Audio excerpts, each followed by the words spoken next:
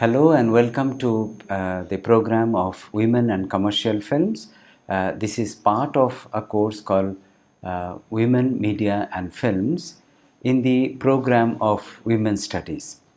Now, most of us, we watch films and some are heavy viewers, some would require every week to go to films, and some would not be that heavy viewer, but definitely they will be viewing films. They are called light viewers, maybe once a month.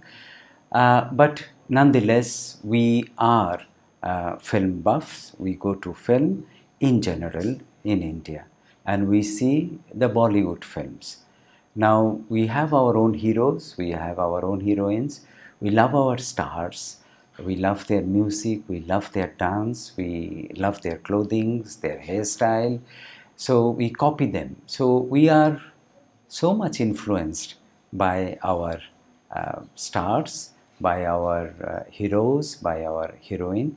Many of us, we copy them, copy their way, the style of speaking, the words, the gesture, and so much so we forget our own self, that we go on copying, and this happens particularly for those who are in their teens and early 20s. Then later on our um, own self surfaces.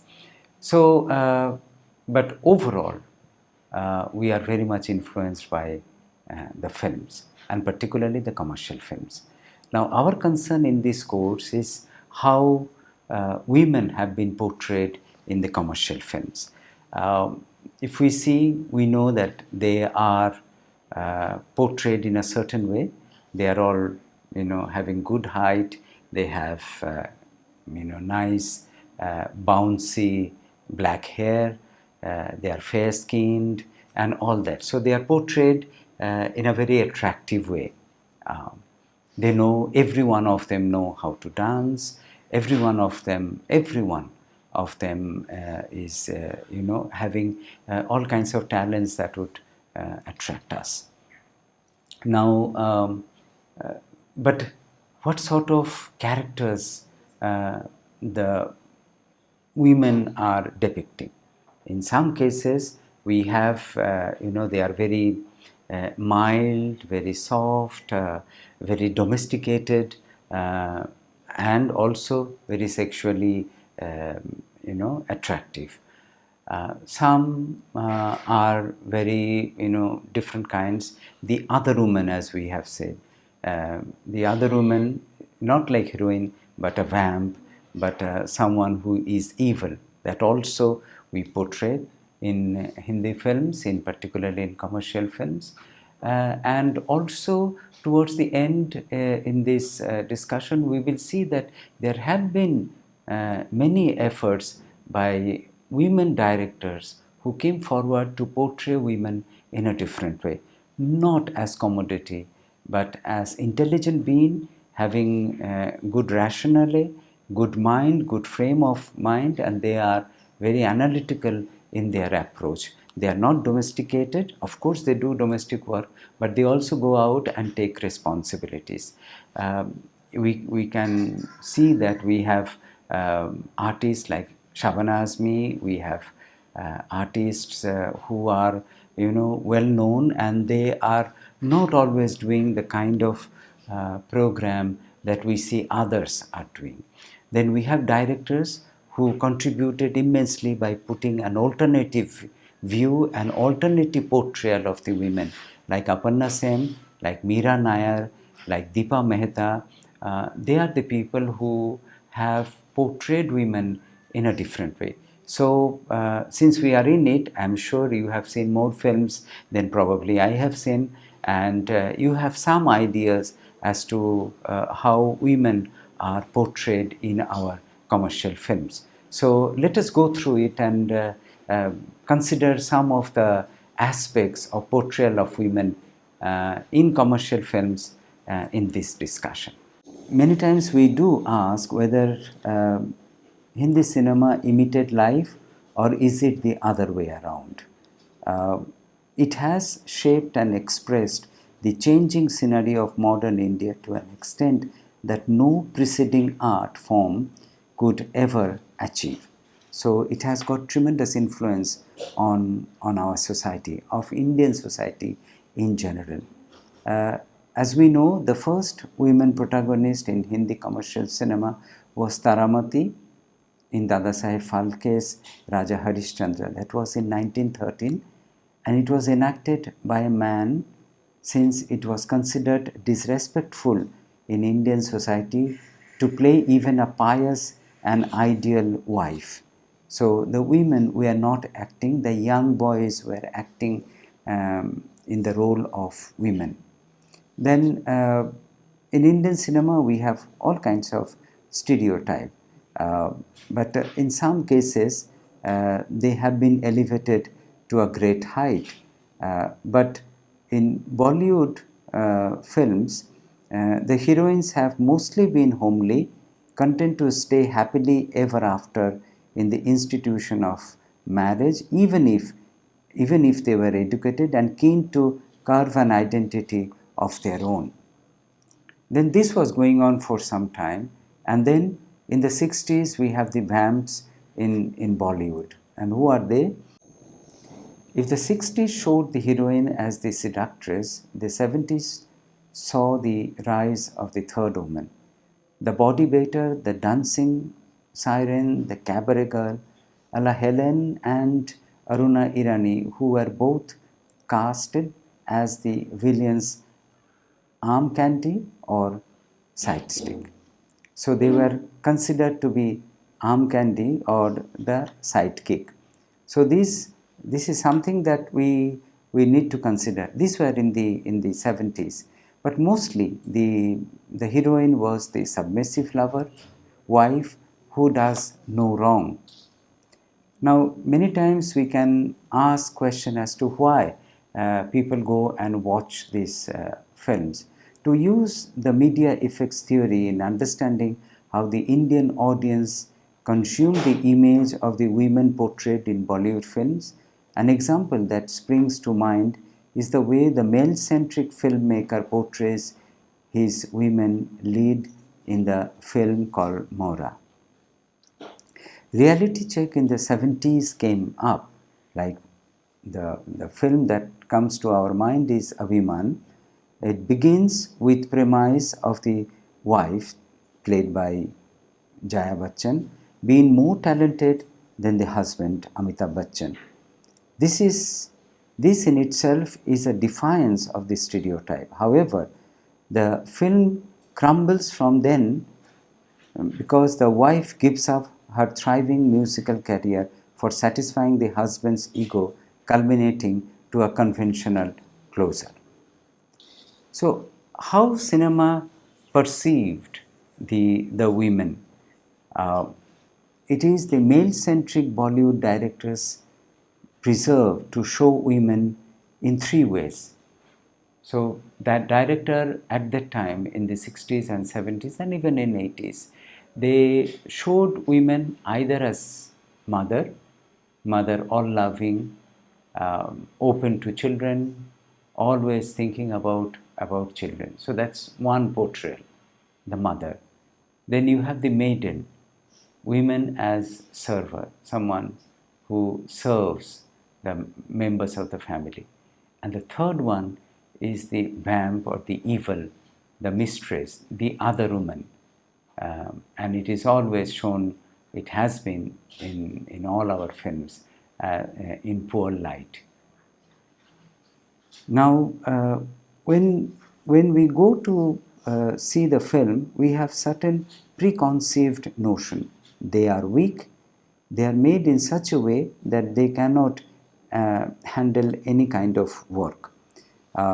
They are soft and cannot take on work that requires decision making, and you always doubt their ability. So, women are portrayed with certain preconceived notion that we have. Women, also shown that they are low on morals and as arm candy of the heroes. Mainstream popular romantic musical comedies like Dilwale Dulhaniya Le Jayenge, Maine Pyar Kiya, or Hum Aapke Hai Kaun show women as either victim or arm candy.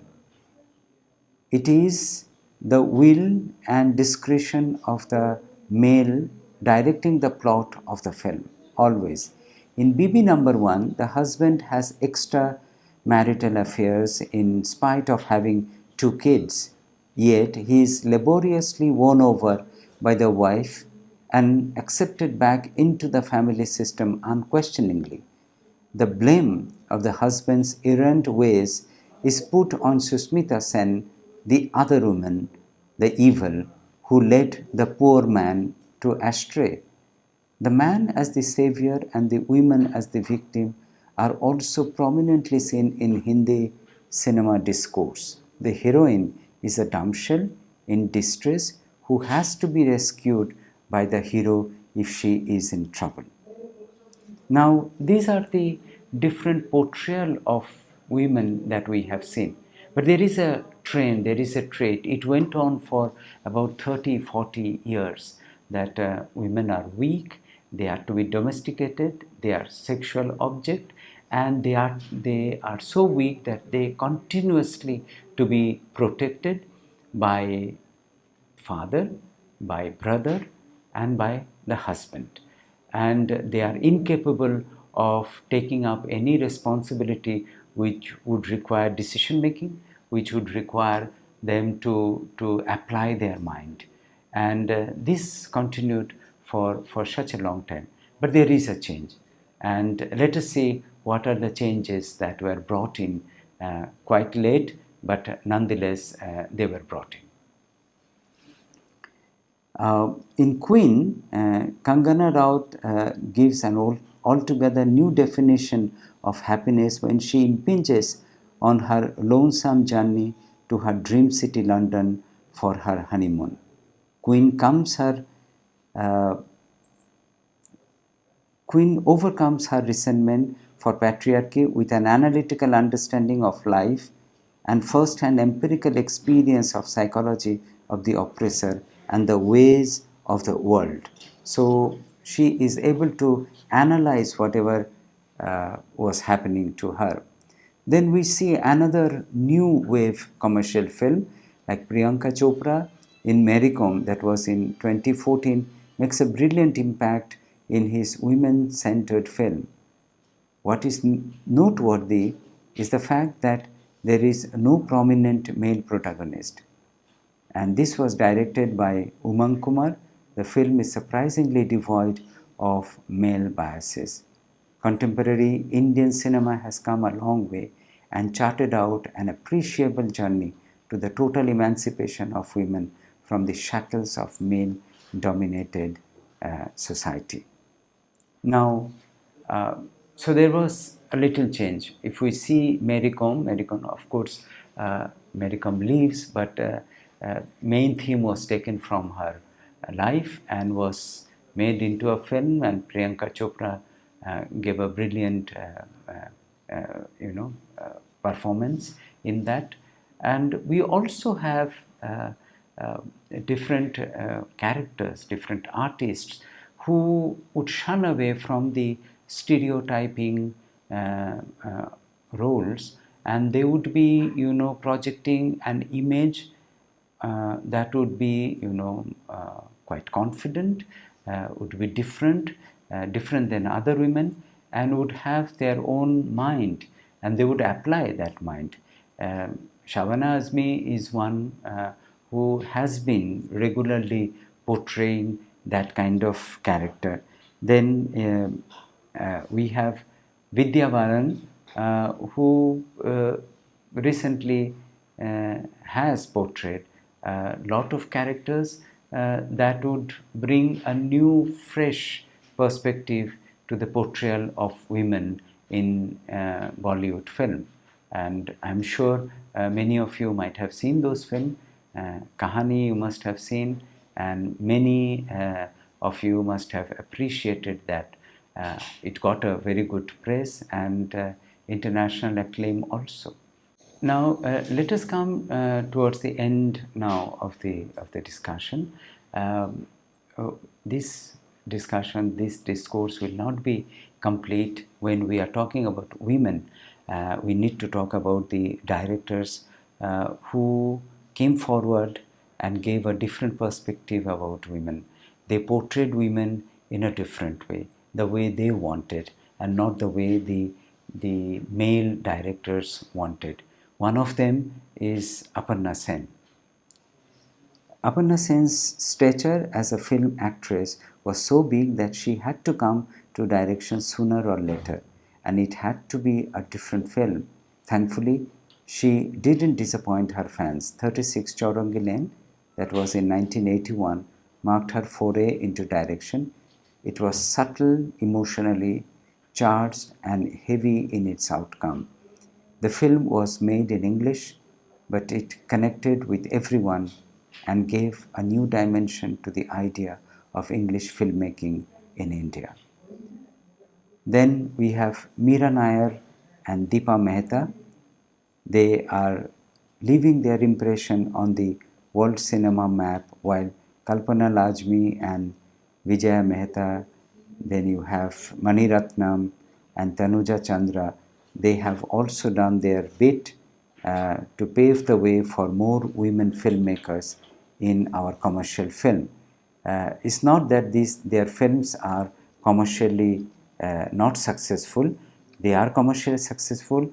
At the same time, what they have done is to bring in a new dimension to the portrayal of women. So now to conclude, let me summarize or go over the issues that we have talked of. Commercial film, of course, is an industry, therefore it has to make money in order to survive.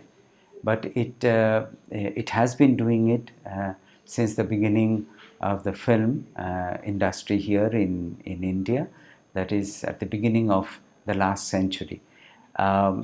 Women have been portrayed mostly as weak, as fair-skinned, as someone who should stay at home, domesticated, would not do any work that would require analytical mind, and would not take up any responsibility, any social responsibility other than the responsibility of the family. And that too, decisions would be with the men folk only. Then we had the women being portrayed as vamp, as evil, and that was in 60s and in 70s. We have characters like Shabana Azmi and Vidya Balan who were shunning away from the stereotyping portrayal of women, and they brought in fresh air and portrayed women who would have the gravity, they would have their own mind, they would be able to take their own decision and lead life that would impress the others, or would portray not the stereotyping but the other women. And towards the end, we have discussed about the different directors, women directors, who again portrayed women in a different way. They are, Aparna Sen, Meera Nair, Deepa Mehta. They are making films, and their films are successful. Also, they make us think about women and their role in our society. So I'm sure when you go and see films in the theater or in television, you will keep this in mind and watch how the women are being portrayed in those episodes or in those films. Thank you for watching, and I'm sure you will have an analytical mind next time when you watch a film.